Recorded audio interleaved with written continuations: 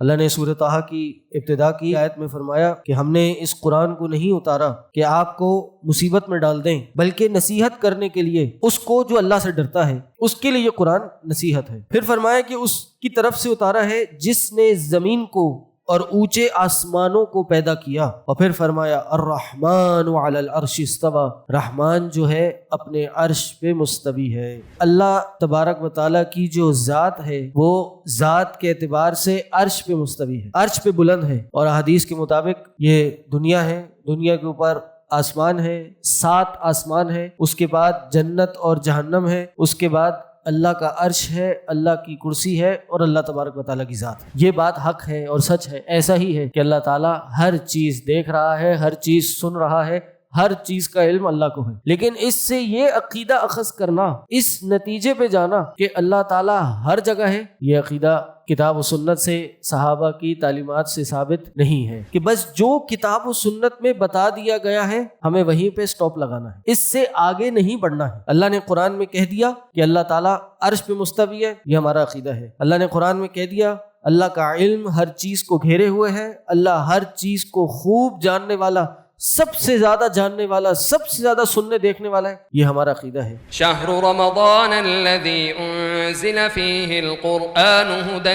للناس وبينات من الهدى والفرقان فمن شهد منكم الشهر فليصمه ومن كان مريضا او على سفر فعدة الحمد لله رب العالمين، الصلاة والسلام على نبينا محمد وعلى آله وصحبه أجمعين ومن تبعهم بإحسان إلى يوم الدين۔ رب اشرح لي صدري ويسر لي أمري واحلل عقدة من لساني يفقه قولي، فأعوذ بالله السميع العليم من الشيطان الرجيم من حمزه ونفخه ونفسه، بسم الله الرحمن الرحيم۔ طه ما أنزلنا عليك القرآن لتشقى إلا تذكرة لمن يخشى تنزيلا ممن خلق الأرض والسماوات العلى الرحمن على العرش استوى۔ آپ نے سورۃ طه کی آیت گزرے روز اور شاید آج بھی کچھ رکعتوں میں سنی۔ ان شروع کی آیتوں میں اللہ تعالیٰ نے ایک بہت اہم عقیدہ بیان کیا ہے، اور یہ بدقسمتی سے یہ عقیدہ آج بہت سے لوگوں کے علم میں نہیں ہے، یا اس میں کافی حد تک خلط ملط اور اضافہ ہو چکا ہے، اور یہاں تک کہ یہ عقیدہ تبدیل ہو چکا ہے۔ اور وہ کیا ہے؟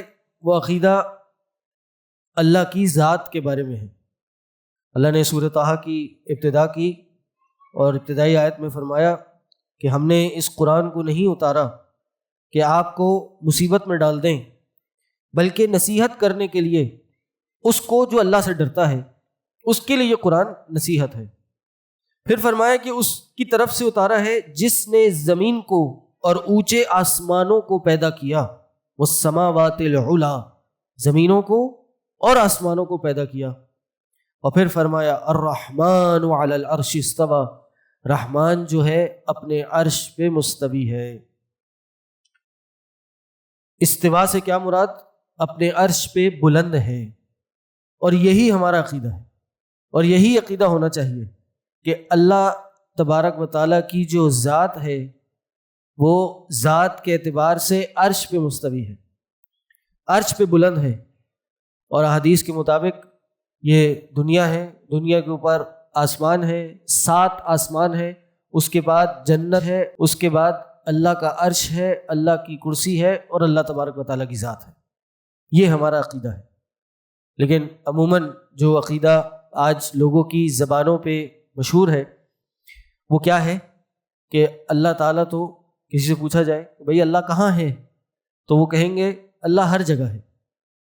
ہم نے بھی بچپن سے یہ سیکھا ہے، کوئی ہمیں بڑا کوئی نصیحت کرتا تھا تو وہ کہتا تھا کہ بیٹا دیکھو جھوٹ نہ بولو یا چھپ کے کام کوئی غلط کام نہ کرو، کیوں؟ اللہ سب جگہ ہے۔ اور دلیل کے طور پہ کیا کہا جاتا تھا کہ اللہ سب جگہ ہے، اس کا مطلب اللہ سب دیکھ رہا ہے۔ اور آج بھی آپ کسی سے پوچھیں کہ بھئی اللہ کہاں ہے؟ وہ کہے گا اللہ ہر جگہ ہے. تو اس سے پوچھیں ذرا تھوڑا غور و فکر کریں اپنی اس بات پہ، تو 1 منٹ کو سہمے گا اور وہ سوچے گا کہ نہیں یار اللہ سب جگہ ہے. اس کا مطلب یہ نہیں ہے کہ اللہ بذات خود سب جگہ ہے، بلکہ اس کا مطلب یہ ہے کہ اللہ ہر چیز دیکھ رہا ہے، ہر چیز سن رہا ہے. یہ بات حق ہے اور سچ ہے. ایسا ہی ہے کہ اللہ تعالیٰ ہر چیز دیکھ رہا ہے، ہر چیز سن رہا ہے، ہر چیز کا علم اللہ کو ہے. لیکن اس سے یہ عقیدہ اخذ کرنا، اس نتیجے پہ جانا کہ اللہ تعالیٰ ہر جگہ ہے، یہ عقیدہ کتاب و سنت سے، صحابہ کی تعلیمات سے ثابت نہیں ہے. ہمارا یہ عقیدہ ہے کہ اللہ تعالیٰ اپنے عرش پہ مستوی ہے، لیکن وہ کیسے ہے، کیسے بلند ہے، اس کی حقیقت کیا ہے، یا کہہ لیجئے کہ اس کی کیفیت کیا ہے، اللہ عالم. امام مالک رحمہ اللہ ایک دفعہ اپنی محفل میں بیٹھے ہوئے تھے تو ایک شخص داخل ہوا اور اس نے آ کے امام مالک سے آ کے ایک سوال کیا، اور سوال کیا کیف الاستواء، کہ اللہ تعالیٰ کا استواء کیسے ہے، اللہ اپنے عرش پہ کیسے بلند ہوا. قرآن میں جا بجا مقامات پہ آیا کہ اللہ نے آسمان و زمین 6 دن میں یا اتنے دن میں بنایا اور پھر عرش پہ مستوی ہوا. تو امام مالک سے آ کے پوچھا کہ کیسے اللہ تعالیٰ عرش پہ مستوی ہوا. امام مالک نے جواب دیا کہ الاستواء معلوم، اللہ کا جو استواء ہے معلوم ہے، والکیف یا وکیفیت مجہول، اس کی کیفیت کس طرح عرش پہ بلند ہوا یہ مجہول ہے، یہ ہمیں نہیں پتہ. اور والسؤال عنہ بدعۃ، اور اس بارے میں سوال کرنا بدعت ہے. اور یہ ایک اصول انہوں نے دیا ہے امت کو، اور یہی اصول ہمیں صحابہ کی زندگی سے ملتا ہے کہ بس جو کتاب و سنت میں بتا دیا گیا ہے ہمیں وہیں پہ سٹاپ لگانا ہے، اس سے آگے نہیں بڑھنا ہے. اللہ نے قرآن میں کہہ دیا کہ اللہ تعالیٰ عرش پہ مستوی ہے، یہ ہمارا عقیدہ ہے. اللہ نے قرآن میں کہہ دیا اللہ کا علم ہر چیز کو گھیرے ہوئے ہے، اللہ ہر چیز کو خوب جاننے والا، سب سے زیادہ جاننے والا، سب سے زیادہ سننے دیکھنے والا ہے، یہ ہمارا عقیدہ ہے. اس سے 2 قدم آگے بڑھ کر یہ عقیدہ رکھنا کہ اللہ تعالیٰ فی کل مکان، اللہ تعالیٰ ہر جگہ ہے، یہ عقیدہ رکھنا صحیح نہیں ہے.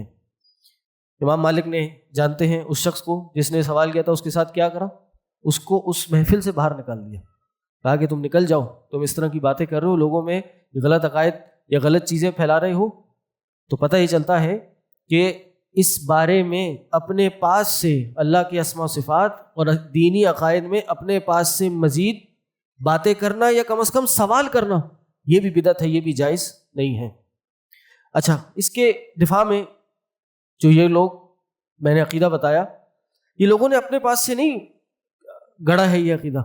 یعنی لوگوں نے، جیسے میں نے کہا کہ لوگوں نے یہ سمجھا کہ اللہ ہر چیز دیکھ رہا ہے، ہر چیز سن رہا ہے، تو اللہ تعالیٰ ہر جگہ ہوگا، تو اس لیے انہوں نے یہ عقیدہ اپنا لیا. نہیں، بلکہ اس امت میں کئی ایک گروہ ہیں جن کا یہ بڑا پکا اور مضبوط عقیدہ ہے، اور صرف یہ عقیدہ اگر ہو تو شاید اتنا خطرناک نہ ہو، لیکن اس عقیدے میں وہ اتنا آگے بڑھ گئے کہ وہ یہ عقیدہ ایک کفریہ شکل اختیار کر گیا. یعنی صرف یہ نہیں کہا، اس پہ اکتفا نہیں کیا کہ اللہ تعالیٰ ہر جگہ ہے، بلکہ یہاں تک چلے گئے کہ اللہ تعالیٰ ہر جگہ ہے تو اللہ تعالیٰ ہر چیز میں ہے، ہر انسان میں ہے، ہر حیوان میں ہے.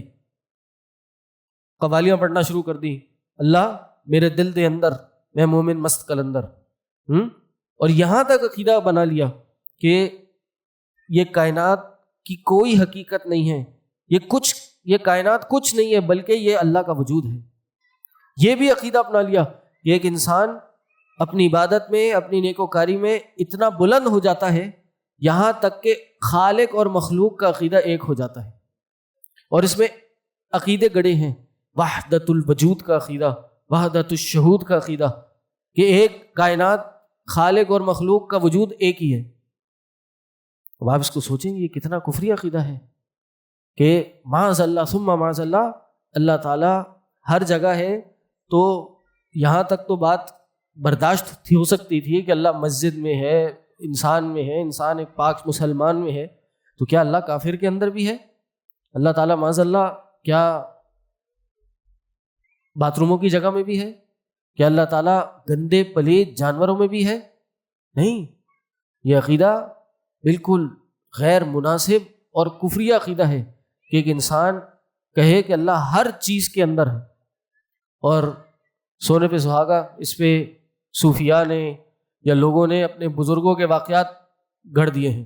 میں بتا رہا ہوں نا کہ یہ عقیدہ صرف یہاں تک ہوتا تو شاید اتنا خطرناک نہیں تھا کہ آپ یہ تصور کریں کہ اللہ ہر چیز دیکھ رہا ہے، ہر چیز سن رہا ہے، تو اللہ ہر جگہ ہے. عقیدہ یہ بھی صحیح نہیں ہے، لیکن صرف یہاں تک ہوتا تو شاید اتنا خطرناک نہیں ہوتا. لیکن اس سے یہ عقیدے سے 2 اسٹیپ 4 اسٹیپ اور آگے بڑھ گئے اور ہر چیز کے اندر اللہ کا تصور ڈال دیا. ایک پیر صاحب کے پاس ان کے مرشد پہنچے، واقعہ لکھے کتابوں میں اور آج کے مکتبات سے چھپی ہوئی کتابوں میں یہ واقعہ موجود ہے. ایک پیر صاحب کے پاس ان کا مرید پہنچا. انہوں نے کہا جی پیر صاحب، مرشد صاحب، آپ کہتے ہیں ہر چیز اللہ ہے، ہر چیز اللہ ہے، تو یہ میرے سامنے ایک ہاتھ میں ایک پلیٹ میں حلوہ ہے اور ایک ہاتھ میں جانور کی گندگی ہے، تو آپ کے عقیدے کے مطابق تو یہ حلوہ بھی اللہ ہے اور یہ جانور کی گندگی بھی اللہ ہے. یہ میں اپنے پاس سے نہیں بتا رہا، یہ کتابوں میں لکھا ہے. اور یہ عقیدہ کتنی کہہ لیجئے کس خطرناک موڑ تک پہنچ گیا، اس کی صرف ایک مثال آپ کو دے رہا ہوں، اور یہ کئی ایسی مثالیں کتابیں موجود ہیں. تو ان سے پوچھا کہ جی آپ یہ دونوں چیزیں کھا لیجئے، دونوں ہی تو اللہ ہیں معاذ اللہ. تو کہتے ہیں کتاب میں لکھا ہے کہ پیر صاحب نے بصورت انسان ہو کر وہ حلوہ کھا لیا اور بصورت سور ہو کے انہوں نے وہ گندگی کھا لی. یعنی گویا کہ ہمارا دین نہیں ہو گیا، کوئی مووی ہو گئی، کوئی ڈرامہ ہو گیا. یہ کیا چل رہی ہے؟ اور قرآن پہ پھر دلائل دیے جاتے ہیں. قرآن کی دلیل یہ دی جاتی ہے کہ وَهُوَ مَعَكُمْ أَيْنَمَا كُنْتُمْ، اللہ تعالیٰ تمہارے ساتھ ہوتا ہے جہاں کہیں بھی تم ہوتے ہو. یہ ساری باتیں اس لیے آپ کو بتا رہا ہوں، بسا اوقات یہ باتیں لگتی ہیں یار اس سے ہمیں کیا فائدہ ہے، اس سے ہماری دین آخرت میں کیا فائدہ ہوگا. اس کا بہت بڑا فائدہ یہ ہے کہ ہم جب اس صحیح عقیدے کو پہچانیں گے اور غلط عقیدے کی پہچان کر لیں گے تو ہم بہت بڑے نقصان سے بچ سکتے ہیں. پوری صحابہ کی جماعت میں یہ باتیں ہمیں قطعاً نہیں ملتی. کسی صحابی نے ایک لفظ بھی اپنی زبان سے نہیں نکالا کہ اللہ کے بارے میں ایسا عقیدہ اپنایا ہو. کسی صحابی نے ایسا سوال نہیں کیا. تو پتہ چلتا ہے یہ ہمارے دین کا حصہ نہیں ہے، یہ لوگوں نے دین میں یہ بدعت ڈالی ہے. تو ہم کم از کم اپنے آپ کو، اپنے گھر والوں کو، اپنے اہل و عیال کو اس صحیح عقیدے کی پہچان دیں اور اس سے اپنے آپ کو بچا لیں. تو دلیل دی جاتی ہے کہ قرآن میں آیا وَهُوَ مَعَكُمْ أَيْنَمَا كُنْتُمْ، وہ تمہارے ساتھ ہوتا ہے جہاں کہیں بھی تم ہوتے ہو. اسی طرح قرآن کی آیت ہے ہم تمہاری شہرک سے بھی زیادہ قریب ہیں. تو اس کا مطلب یہ ہوا اللہ تعالیٰ ہر وقت ہمارے ساتھ ہوتا ہے. تو اس کا مطلب یہ ہے کہ اللہ تعالیٰ ہر جگہ ہے. یا اللہ تعالیٰ ہماری شہرک سے بھی زیادہ قریب ہے، اس کا مطلب اللہ ہمارے اندر ہے، ہمارے دل کے اندر موجود ہے. تو یہ باتیں صحیح نہیں ہیں. وہ ہمارے ساتھ ہے، کس طرح ہے؟ اپنے علم کے ساتھ ہے، اپنی سمع بصر کے ساتھ ہے، اپنی صفات کے ساتھ ہے. اور عربی میں بعض اوقات یہ معیت کا جو لفظ ہے کہ وہ تمہارے ساتھ ہے، یہ صرف اس لیے نہیں بولا جاتا کہ دو لوگ بالکل آپس میں برابر ہوں، بلکہ یہ اپنی قربت اور اپنے قریب ہونے کے، اپنی نصرت اور اپنی محبت کے اظہار کے لیے بھی بولا جاتا ہے.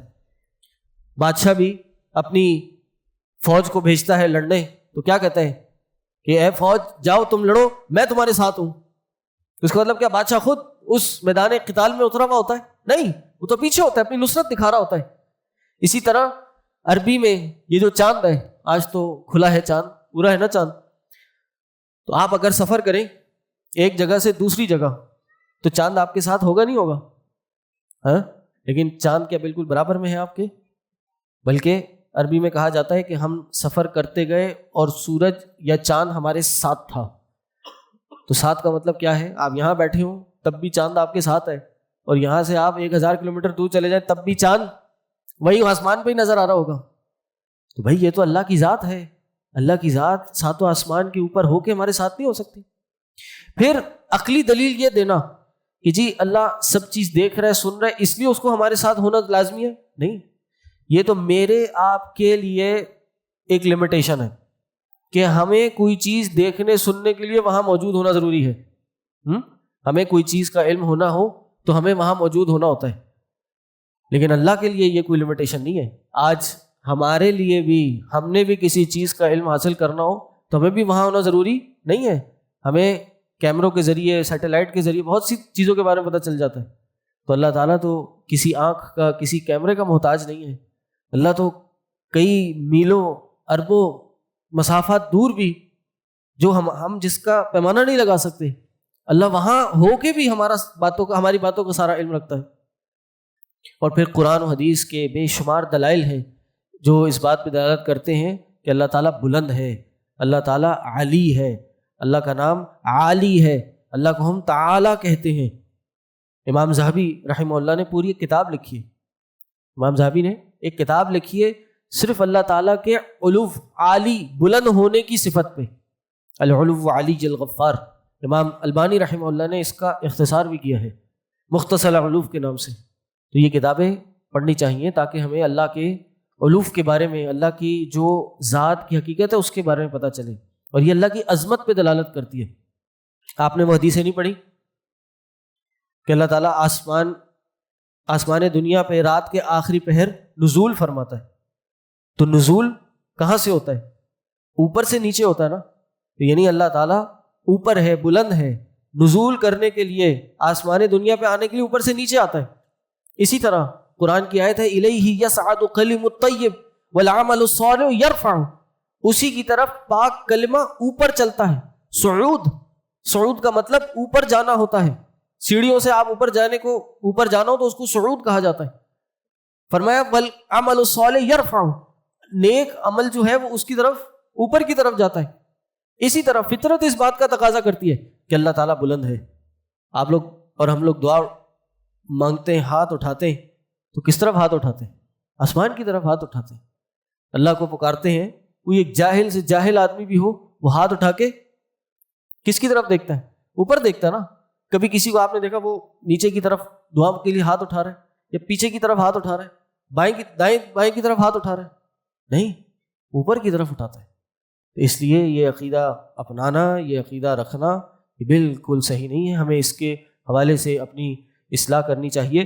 اللہ کے نبی صلی اللہ علیہ وسلم کے پاس ایک عورت غلام لائی گئی.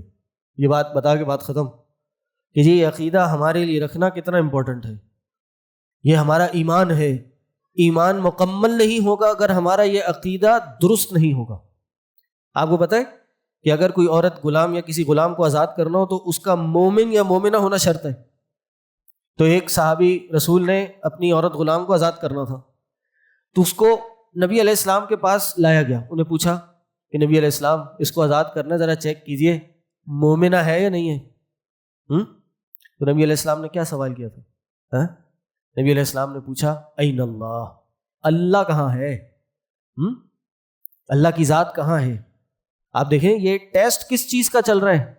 یہ اس کے مومن یا مومنہ ہونے کا، اس کے ایمان کا ٹیسٹ چل رہا ہے. اور سوال کیا پوچھا؟ این اللہ، اللہ کہاں ہے؟ کہتی ہے فی السماء، آسمانوں میں ہے. اور یہاں علماء نے بتایا فی بمعنی علی ہے، علی السماء، کیونکہ یہ عربی میں جو حروف جارہ ہوتے ہیں باتا واو اور اس کے علاوہ جو اور ہیں 17 حروف جارہ، یہ ایک دوسرے کے معنی میں استعمال ہو جاتے ہیں. تو فی السماء سے مراد علی السماء، آسمانوں کے اوپر ہے. یعنی یہ ہمارا عقیدہ ہے. تو نبی علیہ السلام نے یہ سوال کیا، اس کے بعد ایک اور سوال کیا اور پھر اس کو کہا کہ اس کو آزاد کر دو، یہ مومنہ ہے. نبی علیہ السلام نے اس کے ایمان کی گواہی دے دی کہ یہ مومنہ ہے، اس کو آزاد کر دو. اس لیے ہمارا یہ عقیدہ ہونا چاہیے کہ اللہ تعالیٰ عرش پہ مستوی ہے. کس طرح ہے؟ جیسے اس کی شان کے لائق ہے.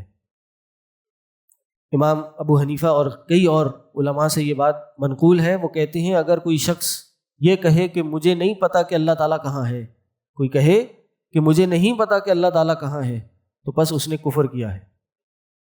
یعنی یہ ہمارے ایمان کا حصہ ہے کہ ہمیں یہ پتہ ہونا چاہیے.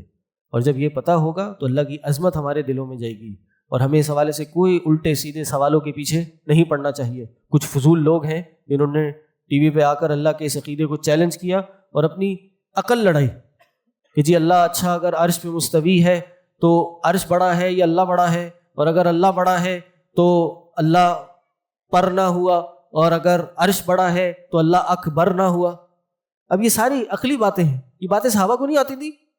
آپ کو کہ صحابہ سے زیادہ منطق آ گئی، صحابہ سے زیادہ عربی لغت آ گئی، ان سے زیادہ عقیدہ سمجھ آ گیا. ہمارا یہ عقیدہ اللہ عرش پہ مستوی، اللہ عرش پہ بلند ہوا، ختم ہو گئی بات.